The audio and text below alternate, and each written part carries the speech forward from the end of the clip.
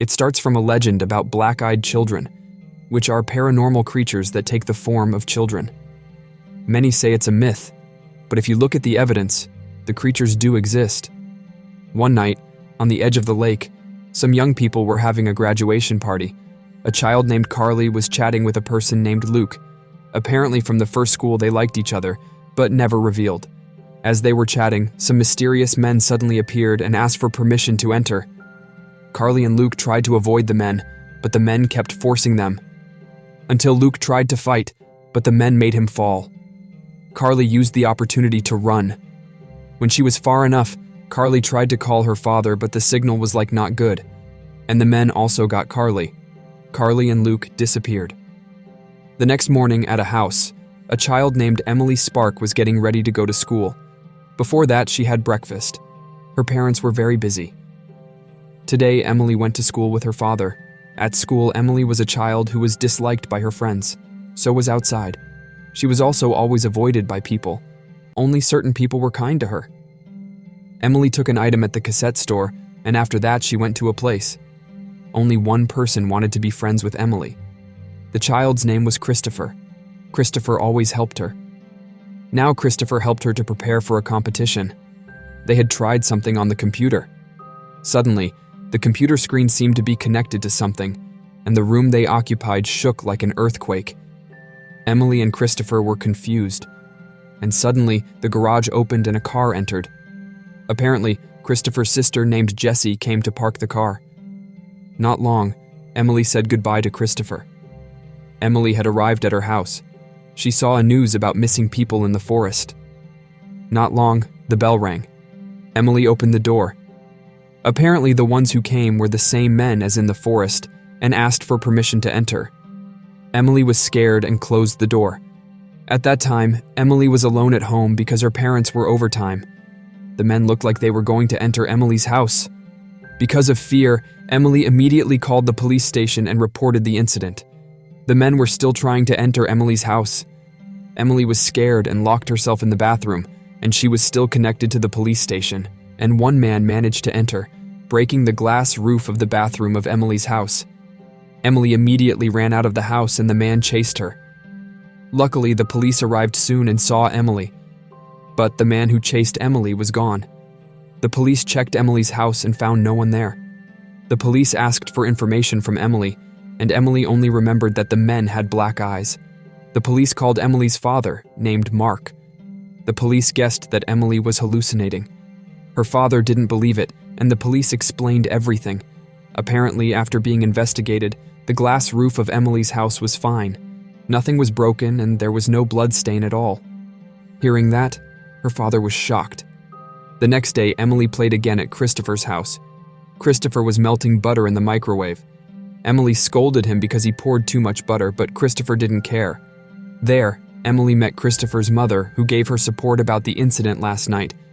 Emily also met Jessie, and Jessie invited Emily to dress her up. With a good bribe, Emily agreed and left Christopher alone in the kitchen. Christopher just grumbled while eating his popcorn, and it turned out that it didn't taste good. Christopher vomited it. In the room, while dressing up Jessie, told about the incident last night. Jessie felt she couldn't imagine how scared Emily was then.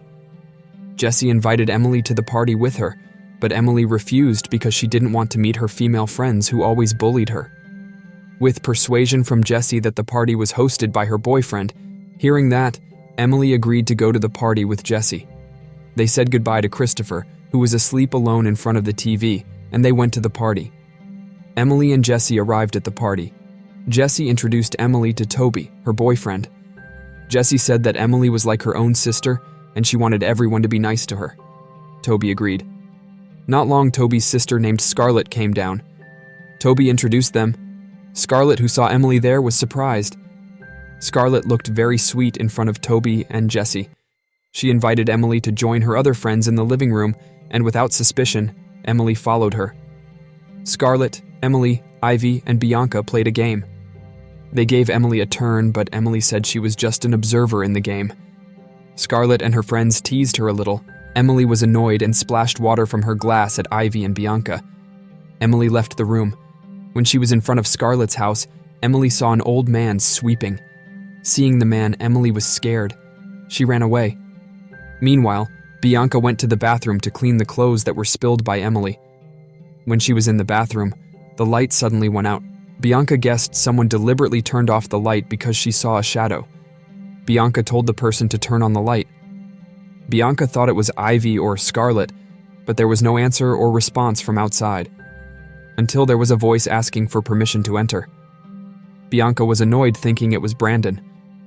Bianca quickly went out and found no one outside the toilet, and soon, Bianca saw some men like in the forest, and as usual they asked for permission to enter. Bianca thought they were just some friends who liked to dress like that. Bianca told them to go away. One man in front grabbed Bianca's face. Bianca pushed the man's hand away. The man hit her instead. Emily met a psychologist, and the psychologist suggested something that Emily should share and tell everything that was not her fault.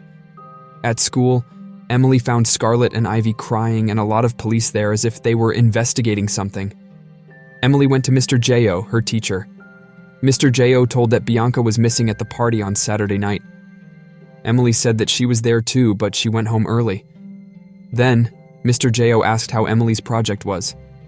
Emily said it was almost done. Emily was just afraid that she and Christopher would fail. Her teacher assured that all researchers must have failed until they found something useful. At home, Emily and her grandmother were making a cake. Suddenly, the bell rang. Emily was scared. Her grandmother and Emily walked to the door and asked who was outside. It turned out it was a reporter named Harold. He wrote news about the kidnappings that were happening lately. The reporter told that in this week there were 3 kidnappings. One of them, Emily, and the kidnappers left no trace at all. Harold asked if it was true that Emily escaped at that time. Her grandmother didn't want Emily to remember it and told Harold to go away, but Emily chose to answer and agreed that she did escape. Harold started recording all his conversations with Emily. Emily explained the characteristics of the men, and Emily was sure she had never seen them in this town. That night, Emily woke up from a nightmare. She tried to calm herself and continued to sleep. The next day, Emily and Christopher continued their research again. Their research was to try to communicate with aliens, but they still failed. Emily started to despair and suggested Christopher to change their research. Christopher convinced Emily, but Emily felt really unsure. Emily was going to leave Christopher's house. Suddenly, there was a sound like a call from outer space on Christopher's computer. Emily and Christopher were shocked. Emily quickly closed the door and tried to communicate with outer space. There was a response. The voice called Emily, then Christopher. Soon, the voice called Jungspar. Emily and Christopher were confused who it was. Also, suddenly the lights went out. That night, Jessie was at her workplace. When she finished closing the door of her workplace, some scary men knocked on her door. Jessie said that the shop was closed. The men didn't just stay quiet. They treated Jessie like other teenagers, and as usual, Jessie also disappeared. Meanwhile, at Christopher's house, Emily and Christopher helped Christopher's mother clean up the groceries. Christopher's mother invited Emily to have dinner with them. After that, Christopher's mother told Christopher to call Jessie to come down. Christopher said that Jessie hadn't come home. His mother was upset because Jessie hadn't come home. She tried to call Jessie's cell phone, but there was no response. Christopher checked maps where his sister was. Apparently there it showed his sister was still at work. His mother was shocked, and she went with Christopher and Emily to Jessie's workplace. When they got there, they checked the place. Jessie's mother immediately reported to the police, and Emily only found Jessie's cell phone. Soon the police came and investigated. Christopher was scared. So was Emily. The next day, Emily took Christopher to meet Harold. Emily tried to investigate the missing person case and look for information from Harold. Of all the research that Harold searched, there was only one that discussed the black-eyed people. It happened 50 years ago, when more than 25 people disappeared, and there was only one eyewitness, Frederick Munch. Frederick and his fiancée were kidnapped 5 days before their wedding, but they were released. Christopher was curious why they were released. Harold told them to ask Frederick directly and told them the location of his house. Emily guessed if it was the house of Mr. Munch, who was notoriously cruel. Harold was shocked because they knew Frederick. Emily said that all the kids in the city knew Frederick and Christopher continued because his house was considered haunted. The children often did the Munch Challenge, where they had to walk to the door of Frederick's house, ring the bell, and run. There was one child who succeeded, but when he got home, the child had a seizure. Harold told that he tried to talk to Frederick 6 months ago, but Frederick threatened to kill him if he dared to approach his house. Emily offered to talk to Frederick, but Harold forbade her. Emily asked if Harold had any other ideas. Harold was silent. Emily and Christopher arrived at Frederick's house. They were scared. They started walking to the door of the house and pressed the bell. Frederick answered from inside and refused them. Emily insisted on asking something about the black-eyed people, but the door did not open. Emily and Christopher felt desperate and were going to leave the house, but suddenly the door opened. That meant they could enter. They both went inside. They explored the house and it looked very creepy. They climbed the stairs to go to the second floor. There, Frederick was playing the piano. Emily began to ask about the abduction. Frederick said that for 50 years, he never discussed the incident because it was very scary for him. But now it was time for him to tell it. Then, Frederick told the details. It was like the characteristics that Emily saw. Emily asked where they took him. Frederick said it was some kind of portal in space. They were aliens and named themselves Jungspars. Hearing that, Christopher was shocked. Frederick showed his research. It turned out that Jungspars every 20 years would come to Earth to kidnap teenage girls and boys. That was their way of multiplying the human race on their planet to enslave. Frederick suspected that Emily was also one of the abduction victims, but managed to escape. Emily asked why they always asked for permission to enter. Frederick replied because they had to, and they needed permission, but they did not want to hear the answer no, so they would terrorize until the person said yes. But whatever happens, never say yes. According to Frederick's research, they would be on Earth for 10 nights since the first abduction. Emily and Christopher hurriedly left. Before leaving, Frederick gave Emily a whistle if she wanted to call him. Emily and Christopher returned to Christopher's house. They prepared their alien communication device and started looking for signals to communicate with the aliens. As usual, their lights went out. They went looking for a signal booster and reconnected the communication again. They connected with an alien who mentioned his name, Klook. Then, Emily asked about the Jungspars. Klook told Emily to defeat the Jungspars. Emily asked how to do it. Klook said Emily had to shine them with light. Emily prepared herself and sent a message to her friends and waited for them at the lake to return the missing friends. Emily and Christopher were already at the lake. Christopher was not sure his friends would come, but soon they appeared. Then they asked how to return the others. Emily started blowing the whistle calling the Jungspars, and soon the Jungspars came. Then, they started pointing their flashlights at the Jungspars. The Jungspars ran scared, and after the flashlight went out, the Jungspars chased Emily and Christopher again. Emily and Christopher ran to the highway. Then, Emily told them to turn on the car lights. The Jungspars were in pain.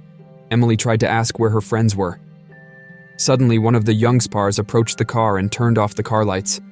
The Jungspars disappeared, as did Christopher. Emily was alone there. Back at home, Emily was interrogated by the police. The police told Emily to stay home and not make trouble. Emily insisted that they were not human, but aliens. The police did not believe and thought Emily was always hallucinating. Emily convinced that this was the last night she had to free her friends from the aliens. The police instead threatened if Emily left the room, he would arrest her. The police and Emily's parents left Emily's room. Emily looked for a way to save her friends. Emily saw the phone and found a map of where Christopher was. Suddenly, her grandmother came in. Emily asked her grandmother for help to get her out of there. Emily managed to get out of the house with the help of her grandmother. Emily immediately went to where Christopher was according to the map on her phone. On the way, Emily's teacher named Mr. J.O. saw her. He got into his car and followed Emily. Emily arrived at the place according to the map, and soon Mr. J.O. came to offer her help. Finally, Emily and Mr. J.O. found the nest of the aliens. They went down and started exploring the place. Emily and Mr. J.O. found the missing ones. Emily tried to get them out of the alien prison but failed. Mr. J.O. destroyed the device there, and the prison opened. Jesse told Emily to quickly find Christopher and the other children who would be sent to space. Emily quickly ran to the place Jesse told her. Emily tried to prevent them from sending the children, but the aliens took the flashlight and attacked her. Emily took out the whistle from Frederick and blew it. The aliens were in pain hearing it. Soon her friends came with flashlights and pointed them at the aliens. They were in pain, and Mr. J.O. threw them into the outer space portal so they could return to their planet. And everything was back to normal. A week later, Emily and Christopher went to the race. Not only their family who accompanied them, but everyone in the town cheered them on and they felt happy. At the end, it turned out that Frederick was one of the young spars, and the movie ends. If you like this video, don't forget to subscribe. Because by subscribing, you have supported me to make better videos. See you in the next video.